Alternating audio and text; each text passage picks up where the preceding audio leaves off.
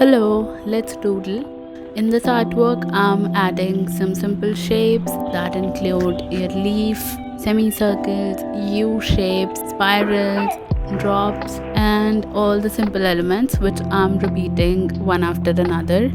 Doodling is all about repeating the shapes creatively and enjoying the process. There are no rules, you can add whatever shapes you like, whatever elements you like, and in whatever manner you like. After adding the shapes, I added my favorite line dot detail to all the small elements, and in the big ones, I opted for coloring. And this was the most fun part of the process. You can add colors or patterns to the remaining shapes. It's up to you how you want your end result to look like, how you want to doodle.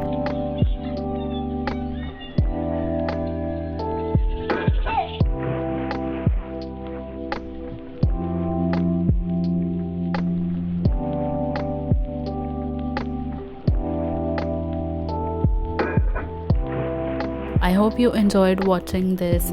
Thank you so much for watching.